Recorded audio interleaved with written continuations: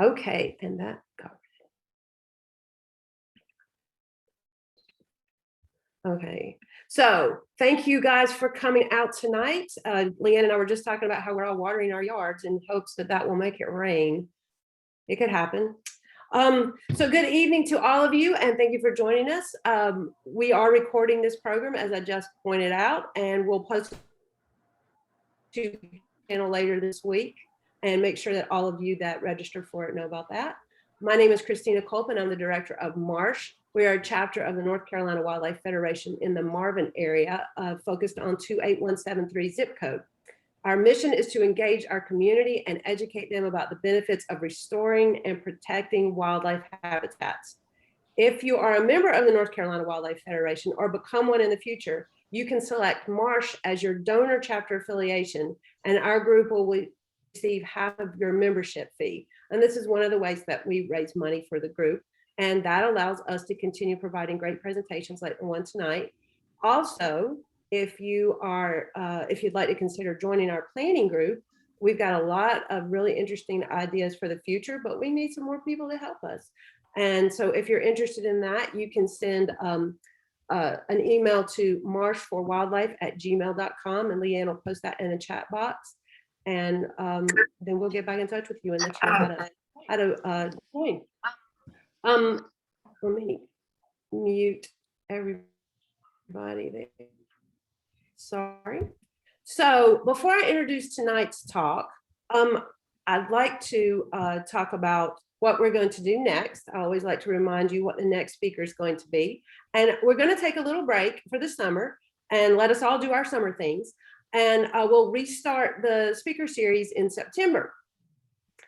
And on September the 28th at 6:30, David Cable with the North Carolina Wildlife Federation will join us to talk about trees. And let's see, okay, and how important they are to our health, humans' health, but also the Earth's health. Sorry. If go well, we may even have some tree seedlings to give away, which also implies we might be in person by then. So we'll just play that by ear and see how things go. But since February, this speaker series has been talking about how to create a wildlife-friendly space in your yard, how to attract birds and pollinators and all those fun, beautiful things. But sometimes all of our hard work attracts a few types of wildlife that we'd like to manage. I'll put that in quote, manage. Hungry deer and squirrels and raccoon and possum and maybe even a chipmunk or two are all part of the native fauna here. But if you have too many of them, and maybe 2 deer is too many, then they can be really destructive. Back in January of 2020, Rupert Medford spoke to us about coyotes, and it was an extremely informative talk, and we had a lot of people show up. That was back in real life, yes. And he's he's a wildlife biologist for North Carolina, and he serves our county and several other counties nearby. And tonight he's going to talk to us about how we can manage some of, I would call them the larger, more destructive types of wildlife that are going to be part of your yard, whether you build a wildlife habitat or not. Please put your questions in the chat box, and we'll cover those toward the end of the presentation. And make sure to mute your line, and I'll try to do that as we go through if needed. And thank you for joining us. Rupert, the screen is yours. All right, well, thanks a lot for that introduction. That was perfect. And so I'm going to speak to exactly that. Before I do that, and I know that you guys have seen me before, I assume it's mostly the same crowd, but I usually start all my talks with giving kind of just a real quick overview of what I do and who the Wildlife Commission is. Believe it or not, in a recent survey, most North Carolina residents don't know who we are. They don't know what we do. And so if you look at the map, you'll see that North Carolina is broken up into districts, and each of those districts, well, they have numerous staff with the Wildlife Commission, but at least one, what they call district wildlife biologist, and that's what I am. And so I'm not we have some biologists that only work with one type of critter. That's not what I do. I respond to a myriad of different types of calls, and it's good. It it keeps the job variable, and so it keeps it more interesting. But I get to do a number of different things, and here's just a short list. But on that list of things is wildlife education programs, presentations, and that would include topics that have to do with wildlife damage or damage control. But anyway, suffice it to say, I am a resource. In fact, my job can largely be thought of as being kind of like a consultant, except for I work for the state. I'm gonna skip over a few of these that are maybe not quite as pertinent to what we're talking about tonight, but they're kind of neat pictures, and they show some of the stuff that we do. This is some of our banding projects. We band a number of individuals for mark recapture studies, and at times, and if you guys want to ask this bring this back up in the question and answer, we can. These are a few pictures from one of our what I call special projects. We actually have a special project going on right now with wild turkey, but this one is from a deer removal, and you can see in one of the pictures there, I'm posing with a deer that is blindfolded, that has been anesthetized with a dart that was shot out of that dart rifle. And that was a part of a translocation project. And we often, and it really peaked about the time of that project, why can't you guys just move all the deer? And it is very expensive, thousands of dollars per deer. This particular project was bankrolled by the Eastern Band of Cherokee Indian Reservation, and they have a casino, so they could afford it. But it was neat. I mentioned wildlife education, and that runs the gamut from hunt clubs to school groups to enthusiast groups, including master gardener clubs and wildlife federation type groups. We don't do a whole lot of come fix this individual animal, but sometimes it's appropriate, and we have time for it. And let me go ahead and throw in all my biases ahead of time. And when Christina mentioned to me this talk, I don't remember exactly how she worded it, but the notes that I took gave me the impression that we are generally going to be looking at non-lethal types of control as much as possible, whether that be the type of folks that you are just by nature, or it has to do with being in urban settings where it's more appropriate to do non-lethal. And so we're mostly going to go that way, but I'm going to say at the outset that is oftentimes more difficult. And I am a hunter myself, and so I don't come at it with an inherent non-lethal bias. But I'll do the best I can for you on. And something that Christina mentioned earlier that I would agree with, she said manage, and what that word manage means. And so wildlife management is often thought of as propagating something, managing habitat so that there's more. But again, that's not always the case. She said 2 deer might be too many. And so, you can think about this being related to your gardens. And in fact, those couple rows of okra that you see there were completely destroyed by deer in just a couple nights. And so I've dealt with this stuff firsthand. And we have lots of wildlife damage issues, and most of them are somehow our fault. Now I say that, I don't mean to, I'm not wagging my finger at you, but a lot of the things that we do create good habitat or food sources for these unwanted guests. So I'll give you a minute here to just look at this pie chart, and I have not updated this. I think I did this in 2014, so it's pretty out of date, but I don't think it's changed a whole lot. And I will tell you that now I don't field as many calls myself from the public. We have something called a wildlife helpline. And if you guys ever have questions or issues related to wildlife, I would direct you there first. And if I need the call, it can trickle down to me. But you'll notice that deer and coyotes take up a huge chunk of the calls that we get. Now, most of the coyote calls are not related to problems. The problem is just that they're there, and people generally don't like coyotes as much. And we talked about them lots last time. But some of the more interesting ones on the list that might surprise you are things like songbirds and vultures. And then you've got this huge section, others that just didn't fit. They made up too small of a category by themselves. but it kind of points out the whole myriad of things that we get calls about. And some of them are silly, and some of them can really cause an immense amount of damage. And it's not funny when it's costing you thousands of dollars. Yeah, so as I mentioned, this was from 2014, and I could take 75% of my calls and shake them down into that list that you see on the left of your screen there. And we'll look at some of those. Some of those are not really pertinent for gardens, but you'll notice that there's some commonalities, but some difference in what animal control officers reported. All right, so with that, we'll kind of get into it. And we're going to start with the tough ones first, or what I think are the tough ones. And at my house, we have issues constantly with voles. And so I'm going to tackle moles and voles together. They're not at all alike. But before we do that, I will mention that you see this. This is not a greenhouse. This is a garden behind fence. And so if you want to do 100% non-lethal, for some things you can. It's a matter of how far do you want to go to do that. I have not built a barn for my garden yet, but some of you might want to do that. And I think this one actually looks pretty nice. But generally, you're weighing options on exactly what makes the most sense for your situation. And so some of those things are non-lethal, and I think most folks tend to start that way.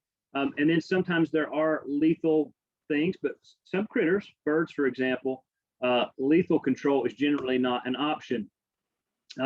We always say, first things first, you got to know what you're dealing with. And I'll let you guys look at that watermelon, and you can kind of ask yourself, do you know what did that?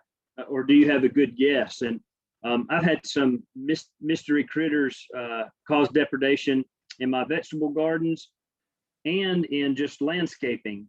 And sometimes they can surprise you what they are. But that's the first step, is you got to know what did it. Excuse me. One really good tool for that is a trail camera. This is something that hunters use, but more and more folks are putting these in their yard. I bet that probably several of you guys do. And those of you that don't, you're missing out on a lot of fun. It's a hoot just to know what's coming through your yard. And many of you would probably be surprised, but there are other clues. You can set up little scent stations and look for tracks and figure out what it is that's coming into your space there. And so, as I mentioned, I'll talk about moles and voles. And on this one, I don't know of a purely non-lethal way to deal with these. You can change what you're being lethal to. So if you'll notice the picture there, the top picture is showing the teeth, at least some of the teeth, the incisors of a vole. And the bottom one is showing a mole. And of course, you can see the mole's paddle feet. But you'll notice that moles have sharp teeth. They're meat eaters, if I can put it that way, or insectivores. They eat a lot of earthworms and things of that nature, whereas voles are herbivores, or mostly herbivorous anyway, and they eat things like bulbs and roots, plant material. And so you deal with them differently. The common way that folks have dealt with moles for a really long time are with these spear traps. I think I got a picture of one of those coming up, but that's obviously directly lethal. The closest thing to non-lethal, and it actually works pretty well, is, and you'll notice I've got an organic option for you there, a milky spore, but there are lots of chemicals that can be applied to lawns as a grubicide. So that's not really non-lethal. It's non-lethal to the mole, but you're killing lots of grubs, which is the mole's food source. And so the idea is that there's no reason for the critter to come there if you don't have grubs, and so it will move on. And so that might be an option that appeals to some of you, maybe more so than the spear trap that you see, or more so than using a molicide, which of course causes direct mortality. I will say that there is one mole in North Carolina that is offered some protection under the law, the star-nosed mole, that you're not supposed to take under any circumstances, I don't think. So here's a picture of some damage caused by moles. There's a little bit of talk before our meeting here about the lack of rain. And so if you elevate your turf, or if a mole elevates your turf, then the roots, they get suspended in a little tunnel. And I imagine it's pretty humid in there most of the time. but when you get droughty conditions, it's fairly likely to die out, and it can cause a lot of lawn damage, but generally takes several of them to cause that much of an issue. Voles, I mentioned that they're herbivorous. They're not always underground. Sometimes they make little ditches and things like that, and you'll see, again, they cause a lot of damage. In fact, I mentioned that we have issues with them at my house. You'll see a lot of little bitty holes, maybe about the size of a quarter. And if you see them, a lot of them in a small area and little runs between them, that's usually pretty indicative that you've got voles. And voles like to eat a lot of the things that we plant, either for vegetable gardens or in particular in landscaping. And they can girdle plants, they can eat on bulbs, they can make some of the stuff that you spend your hard-earned money and time putting in the ground, and they can cause pretty severe damage and can even kill them. And of course, being a rodent, they can reproduce rapidly, and so you can end up with lots of them in a short amount of time. And it is true that the most common way that folks deal with them is with some type of rodenticide. Again, this is another one where I don't know of a really practical non-lethal way of dealing with them. There are options, but you're talking about things like barriers, and it has to go underground since they're such great diggers. And if any of you have questions, you're really interested in that, we could talk about that later, but it would be fairly difficult to deploy, and it probably wouldn't be very pretty. And so when it comes to possums and raccoons, if you're a vegetable gardener, you'll certainly deal with these on some level.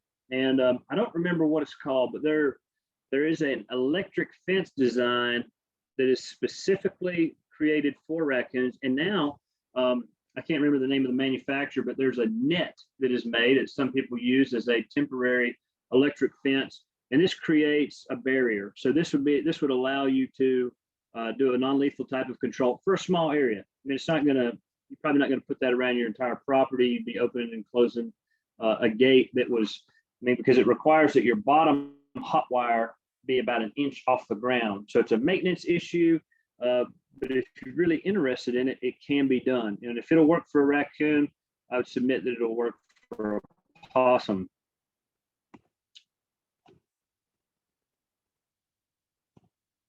So a lot of times we're talking specifically about making habitats, but a lot of times when you have real recurring issues with any of these sort of meso predators, it's really a lot of times because of bird feeding or feeding pets outside and that sort of thing. I don't imagine any of you are leaving overturned trash cans out, but a lot of times you can solve your problems just by changing a habit that you have. Now, if the raccoons come into sweet corn and not a bird feeder, that's not helpful. You're still going to have to do something to address that. I put this in here as an example of a type of non-lethal control. Now, full disclosure, I have never done that. I have met people that have, or that say they have anyway, but if you wanted to, you could cage individual melons. That's getting pretty labor intensive, but it's another option of something that you can do. All right, and since we're not really talking about lethal options, I'll kind of skip over these next few slides. But I will say that they're out there. But one thing I want to make sure everyone knows you actually cannot do in North Carolina, this is very common, is to use one of these cage style traps, trap a raccoon, and then drive it 5 miles away and let it out. In North Carolina, there's a list of critters that cannot be translocated. And raccoons, which are probably one of the most commonly translocated animals, they're on that list. Any of the what are called rabies carriers cannot be translocated. All right, I'm going to skip the trapping. I'm going to assume that you guys are not going to be trappers for the most part. We can talk about it later if you like. And I'll skip skunks, except I will say that like moles, they are grub eaters. And they actually leave little telltale signs if they do come through your yard. They love managed turf. That's not to say they don't use forest land and pasture, but they seem to really like managed turf. And they'll dig little holes that are maybe as big around as a golf ball, and they'll be kind of shaking down in there, just grubs. out of there and eating them and moving on. It's quite a mess, but you can share of the grubs. And I'm going to skip skunk trap. Most of you probably don't want to take that on anyway. And we were talking earlier about critters and distribution, and groundhogs have not historically been common in the southern Piedmont, but their range has expanded and they're more and more common. And they're showing up in places where people that have lived there their entire lives have never seen them before.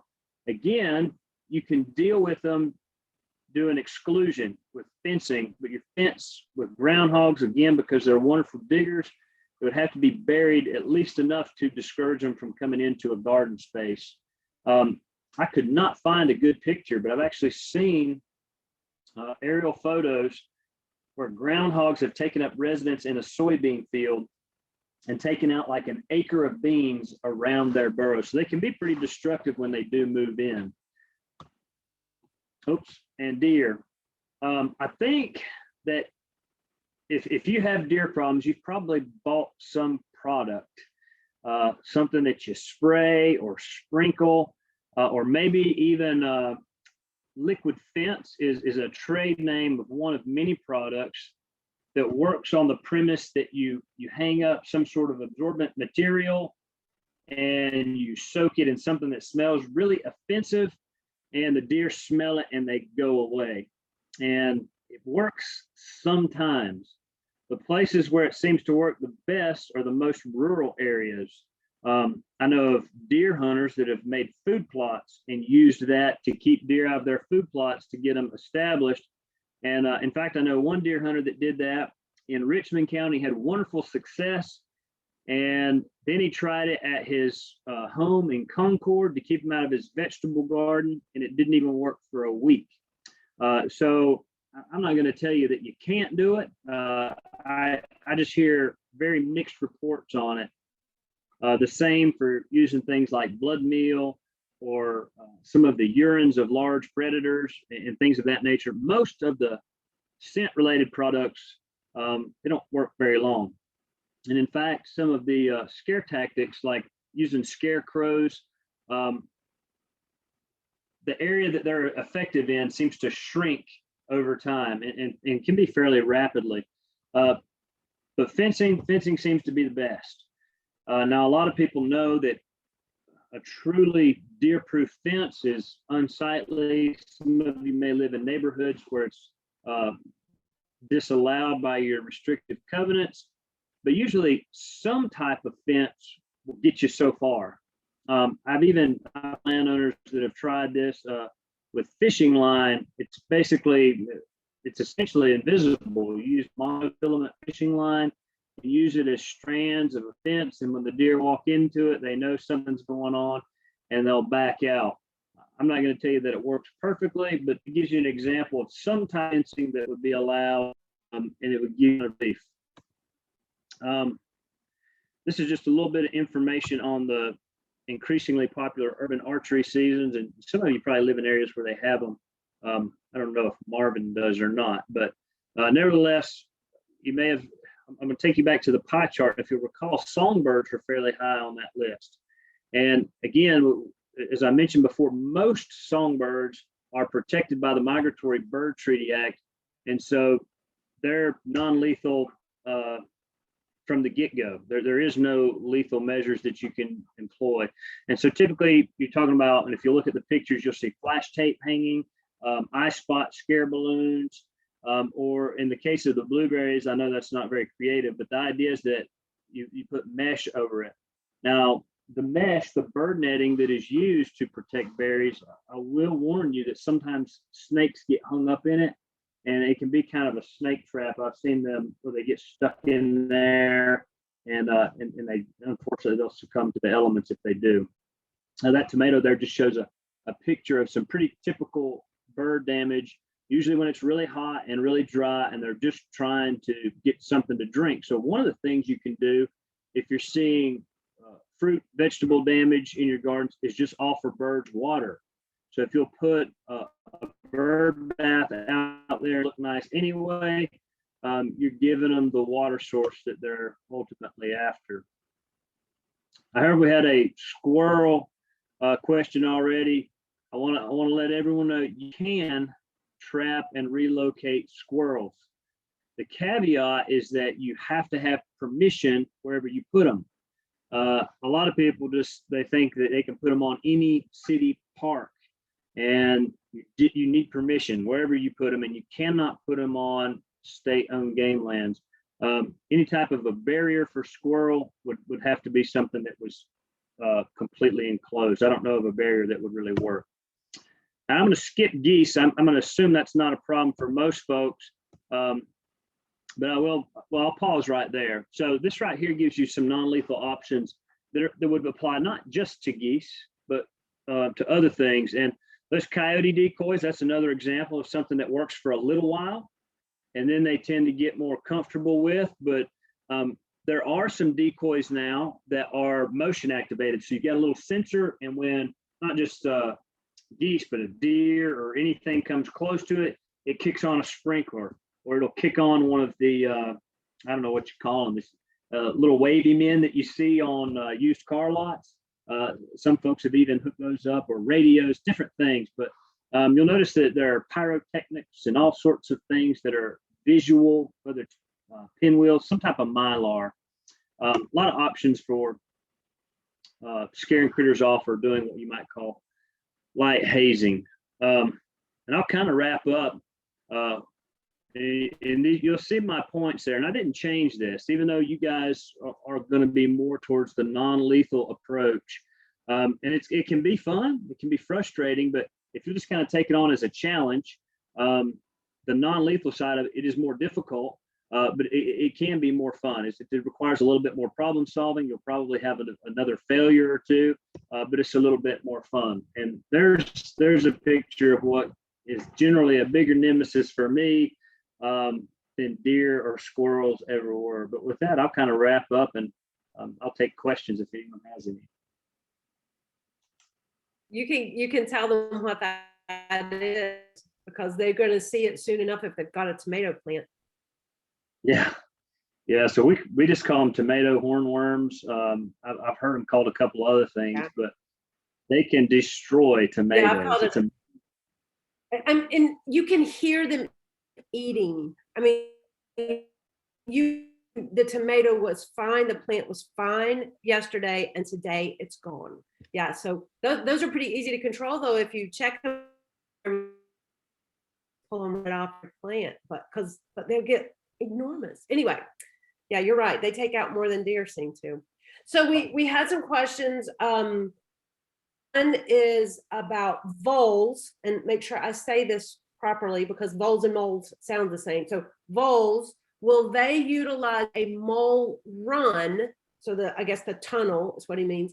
And do the two voles mentioned, the two types, feed on from plants above the ground? He's having plants that are being pulled down into the soil. So maybe that's the question. Who's doing that? So the first part of that, I would say that most of the time, moles and voles do go together.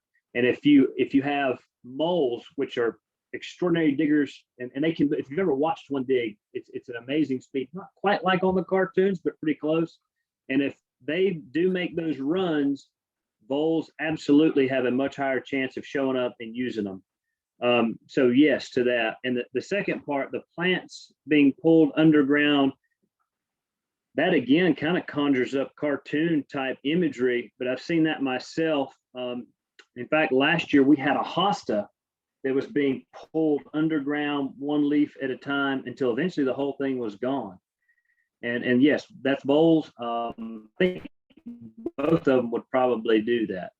But yeah. So voles and moles. So so he's possibly got both. Now it's correct. Often if you've got voles, you also have moles. I think that's probably true most of the time. Wow. And I can't see the question. I know you told me how to look them up, but I can't see them. Can you guide me? That's okay. That's why I'm reading it to you. Okay. You're good. Okay. So you mentioned motion activated sprinklers that will deter geese, and Leanne had mentioned that they work pretty well on, were you saying on deer, Leanne? Yeah, on deer, we've got, I think they're called the Terminator or something like that. We got them on Amazon. They're like $70 a piece, and we've got 3 or 4 of them.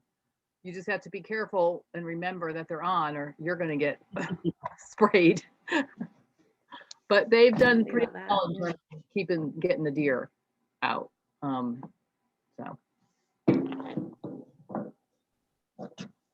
So one of the questions is, can you get deer to kind of stop doing what they've been doing for centuries and like they've got a certain path? Is it true that they have kind of an instinctual path that their little families have been traveling for eons, and you trying to deter them from that path is kind of a waste of time? Is that true or not?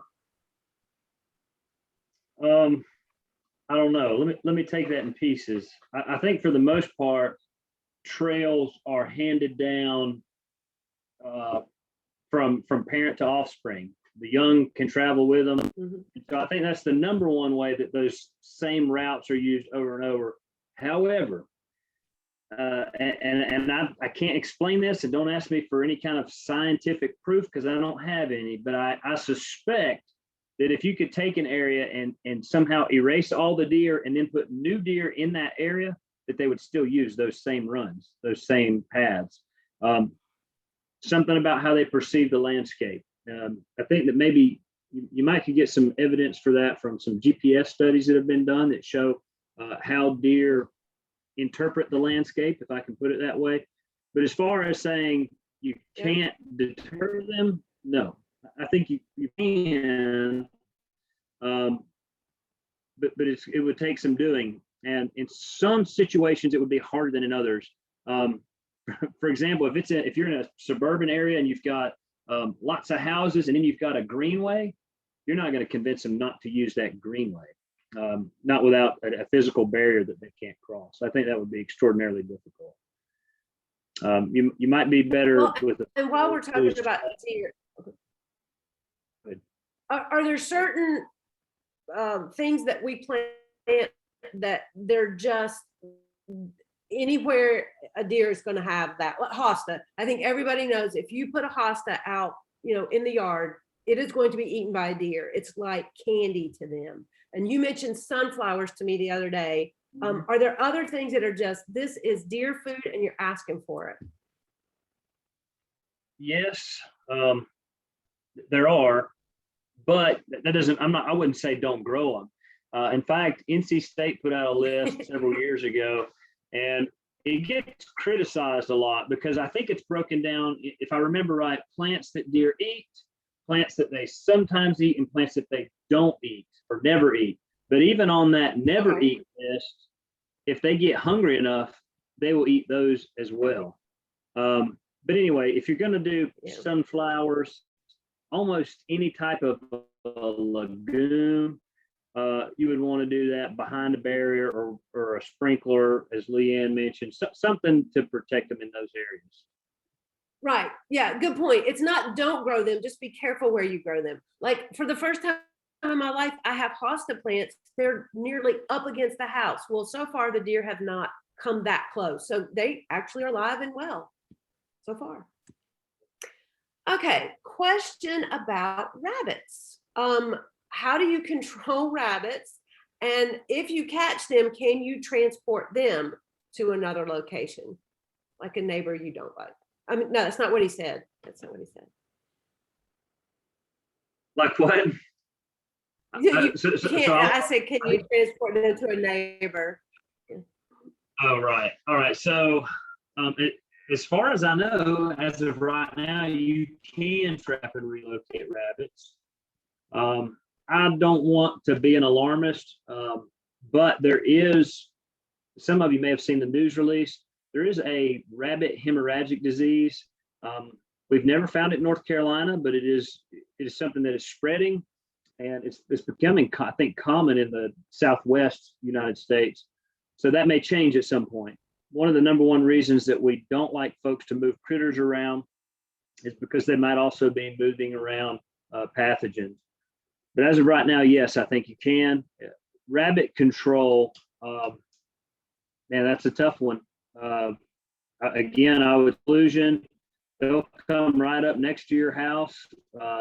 Any of the things that might scare them would have to be right there. And so if you've got your sprinkler set up for deer, you might miss a rabbit, and when they're just moving around, they may not trigger a motion activated device. I think that's a tough one, dealing with rabbits. If it's something that you want to grow that you know that they like and you can put it behind a fenced area, I think that might work.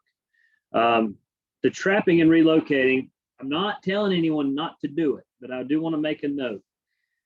Anytime that you trap, I would say any wild animal, and you're taking it out of its home range where it knows where everything's at, and you're putting it somewhere completely different, you're kind of, in a way, throwing it to the wolves. I'm not telling you that the mortality rates would vary from individual to individual, but there is some risk that it's going to be predated or succumb to some other type of mortality, such as vehicles. Just throwing that out there. That's a real Debbie Downer. I shouldn't have said that. Yeah. It's a fact. No, I've heard that before, about all the little guys we've been talking about trapping and moving around, that you're basically putting them somewhere they don't understand. They don't speak the language. That's right. And someone will figure it out. Yeah, I'm sure. I have had some success with the hot pepper, garlic, stinky egg spray. But again, no, now that it doesn't rain, you really don't have to apply it as much. So that's good. But I've had some success with rabbits. I don't think deer care, but I think they like it. The rabbits might like it eventually too. Another question about possums, which I think are a fascinating animal. Are there any positive contribution to a home garden that would delay their removal because of collateral damage? Well said, William. Collateral damage. Say that again. Ask me that again. Do possums have any positive contribution? I've heard that they eat ticks like a machine, and that's why I kind of like them. I don't know if So true. I wondered the way the question was worded, if it was fishing for that. And I don't want to be controversial again, but the idea that they eat lots of ticks is probably blown way out of proportion. In fact, if you'll go and chase down that citation, what it really should say is that they are efficient groomers when ticks. The idea that they're going out and foraging for ticks is not correct. They don't do that, but they do groom very well. They're very effective groomers. In fact, one non-native tick, the longhorn tick, I think it's called, its first discovery was being here in the States, was being found on a possum. And so possums they've become really popular because this idea that they eat thousands of ticks has been so well spread, but I'm not sure that it's really that factual. It should say, So the possums have a good marketing PR team, huh? Yeah, they really do. Interesting. Yeah. So the answer kind of to his question is no, there's not really a huge positive. Do they eat do they eat voles by any chance? They eat a lot of slugs. They just eat in. Oh, well, okay. We could like that. We could enjoy that. Okay, so this is an interesting question. Leanne says that her neighbors just put in an electric fence around their property. Does the low-level buzz deter deer? We have not had luck with sonar devices, but wondering if an electric fence bothers them more than just them coming into contact with it. Do they hear it? I don't think so. So some fences, it shouldn't make noise. If an electric fence is making noise, it's grounded. Then unless they make one that buzzes intentionally, most of them they send a pulse. And so if there's a stick or something touching it, it will pop. or if it's almost touching, it'll arc, but for them it should be silent. The chief benefit to an electric fence is I don't know of it being a auditory deterrent. Well, that's interesting. I guess you'll find out with time. See, well, I don't know if you've got your water spraying on them. Maybe between the two of them, that's good. Angie says that another organization told her that her dogs, roaming around in their yard would naturally deter rabbits. She said that did not faze the rabbits at all. So they're not scared of her dog. Yes, so that's another example of one of those things that in one setting might work for a while anyway, but they're always pushing that envelope. And in my previous job, I actually worked as a wildlife technician, and we put up scarecrows in food plots to protect them for a while. And what we found is that they worked great for about a week. And then after a week, the deer would they would come in and they would feed in the edges of the food plot. And then by week 3, they were coming in pretty close, and we left them up for the entire season in a few food plots, and the deer were eating right up to the scarecrows. So it's most of the things that use scent or some sort of visual deterrent, they have sort of that tapering off effect. Well, I mean, let's face it, deer are really resilient, or there wouldn't be way more of them than we need around here. I mean, I know they don't have natural predators anymore, but they're pretty resilient. They're like Carolina wrens. I mean, nothing's going to stop those little guys, William had a good question, or a good statement.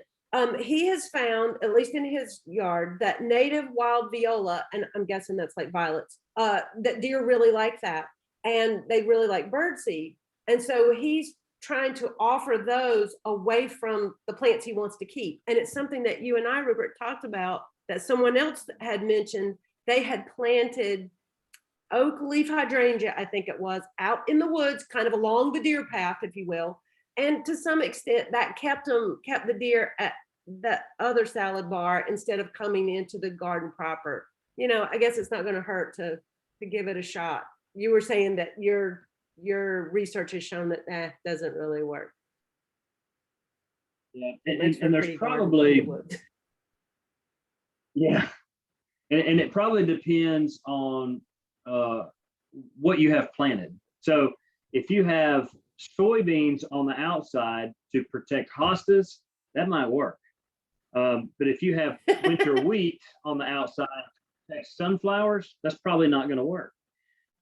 Advisor told me, when I first took this job years ago, he said, don't recommend it to people. He said, it makes us lose ability. The idea that you give them one food and so they'll leave the other alone, but there's probably some sort of a trade-off there that would make it make sense for some people. And if you've got the space and the resources and you want to try it, have at it. You can report back. Well, and I've heard that deer can be a little specific. Deer in one area like certain things that maybe and will eat certain plants that not necessarily is true in a different area. To your point, though, they get hungry enough, they're going to eat whatever they can find. I mean, that's true of all of us, but that they do have a maybe a different palate in one place than another. I don't know. Okay. Trying to think. Oh, I did want you to mention, I know we didn't talk about coyotes except as a deterrent to geese. But the last time you mentioned coyotes, and around here anyway, the sort of joke about next door, is that we're mostly talking about copperheads and coyotes. That seems to be the big, and people driving too fast. Those are the 3 things we talk about. But you did mention with coyotes that one of the big, and this is not so much a wildlife thing, but just a statement about cats. You said they really, really like cats, and that there's a tie here. Cats are also, outdoor cats tend to eat birds, and they eat a lot. Well, they kill a lot of birds. I guess they don't eat them; they just kill them. They're cats. So can you say something about the coyote outside cat relationship? I think you've pretty well covered it. There have been studies done that show those interactions, and it's not just that cats are a preferred food source, but they seem to be really efficient at capturing cats. And this is not scientific per se, but anecdotally, we've had a few folks that support feral cat colonies where coyotes have killed every single one of them. It has given us a platform, if you will, to say, bring your cats inside. If you want to have a pet, have it inside. Now, we don't tell people what to do. That's not part of my job. But it being outside does put it at some level of risk, and that varies from place to place. As far as coyotes in neighborhoods, mostly I don't think they cause a whole lot of like property damage. The one that I can think of, if you're a gardener, would be something like watermelons. They do like watermelons quite a bit, and we've had to issue permits in a few cases for folks to take coyotes because they've been destroying watermelons. But they generally don't cause a whole lot of issues, I don't think. Yeah, not so much for our gardens. It's more for the other wildlife that is around. Yeah. Yeah. Okay. I just wanted to get that cat, little PR for the cats, bring them inside. Any other questions, guys? We've got a couple more minutes if you have some more questions. I'm trying to think of one. Leanne, you have any more? You had some good ones.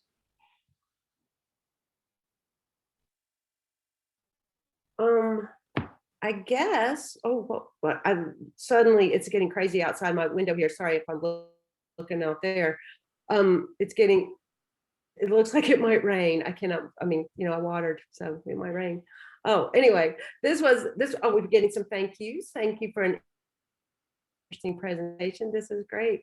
So I really appreciate it, Rupert. This was wonderful. And now we need to go get some fencing for our animals. And I do want to reiterate the thing about the netting, not fencing so much, but netting to cover up anything you are going to catch valuable snake, the good snakes, the bad ones maybe too. I've never pulled a bad one out of the netting, but I've saved a few good ones from the netting, and I've unfortunately seen a few dead king snakes in the netting, and it just breaks my heart to see that. So netting is you really got to decide whether that's a good thing or not, because a king snake is definitely worth a hosta plant or whatever you covered up. Anyway, yeah. So that's, other people are saying the same thing about the netting. So I'm glad you brought that up. Thank you all for coming out, and we will see you in September. If we don't see you at a planning meeting earlier, that would be awesome. Thank you again, and go do your rain dance, people. This is awesome. Thank you, Rupert. Good night, everybody. Good night.